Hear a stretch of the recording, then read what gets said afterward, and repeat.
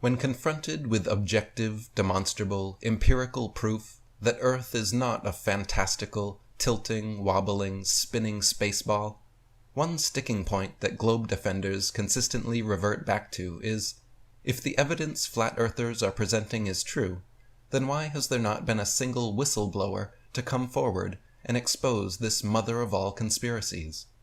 How is it possible that not one of the hundreds of thousands of people that NASA has employed over the decades has come forward and admitted the hoax? What about the Russians, the Chinese, the Japanese, and all the other government space agencies, along with SpaceX, Virgin Galactic, Blue Origin, and other corporate space enterprises?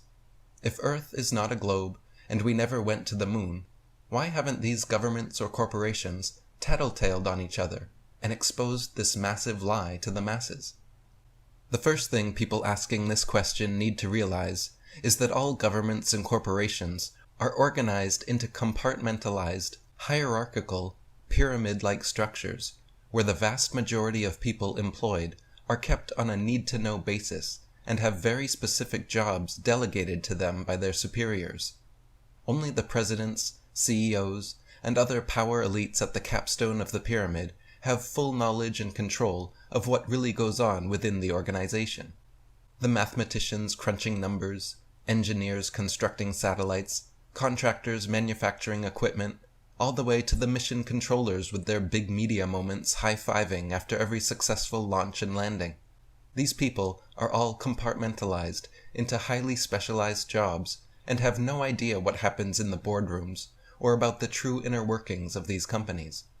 The vast majority of people working in the field of outer space have never blasted off in a rocket and have no special knowledge granted by their employment that they could expose or blow the whistle on. In other words, these employees are simply duped like the rest of the gullible public and believe the narrative presented to them. The second thing people asking this question generally fail to realize is the prevalence and potency of secret societies in the world, the amount of control they wield, the degrees of secrecy sworn, and how many other so-called conspiracy theories are actually legitimate conspiracy realities. Anyone who has read my previous books, The Atlantean Conspiracy, The Flat Earth Conspiracy, or Flatlantis, will be familiar with the research and abundant evidence that exists proving these conspiratorial alternatives to many mainstream media fictions, along with how secret societies like the Freemasons and Jesuits create and control such contrivances.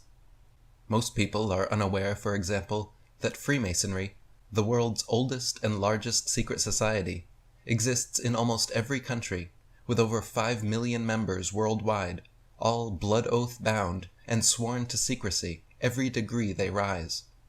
They are unaware that Masons like John Robison and Captain Morgan have actually blown the whistle and both paid the ultimate price after publishing their books divulging the secrets of Masonry.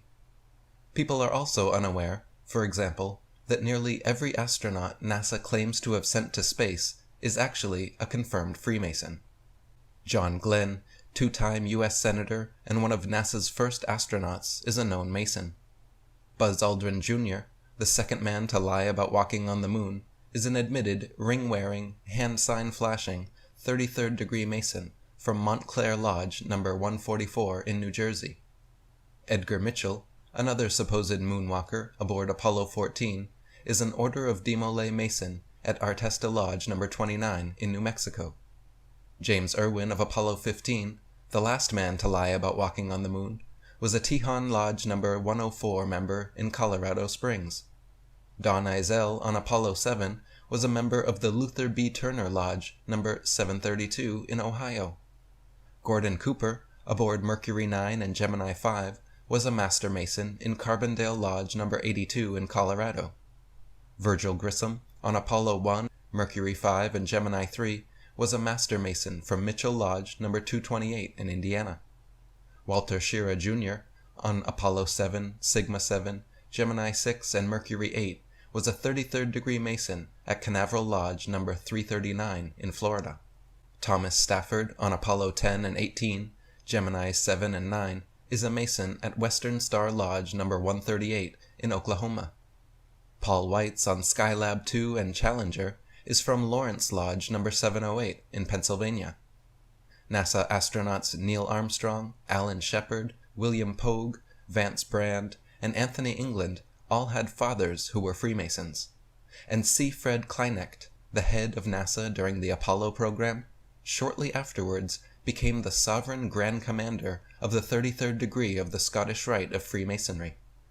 The amount of astronauts known to be Freemasons, or from Freemasonic families, is far beyond coincidence, and should raise serious suspicion from any sovereign-minded skeptic. The final point people asking this question should consider and research is the fact that there have already actually been several such leaks and whistleblowers. Most globe defenders simply have not done their due diligence in researching the subject, and just assume that if something hasn't been widely reported by the mainstream media, that it didn't happen. NASA's senior program analyst and lead data visualizer, otherwise known as Mr. Blue Marble, Robert Simon, creator of the popular Blue Marble NASA images of Earth, exposed in an interview how NASA's Earth images are not photographed, but in fact photoshopped, and created completely through CGI artistry. "My job is mostly taking datasets and making pictures out of them," he said in the interview. "The Earth is photoshopped, but it has to be." Matthew Boylan, a hyper-realist painter and vocal flat-earther who claims to be a former NASA operational graphics manager, has also blown the whistle, saying that NASA's sole reason for existence is to propagandize the public and promote the false heliocentric model of the cosmos.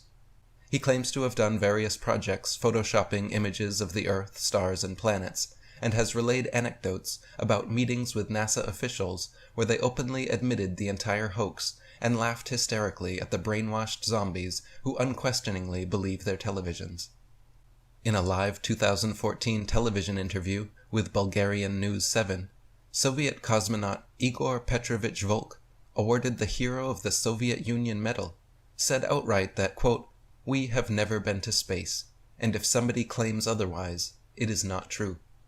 Buzz Aldrin, visibly inebriated in a 2015 interview with an 8-year-old girl named Zoe at the National Book Festival in Washington, D.C., was asked, "Why has nobody been to the moon in such a long time?"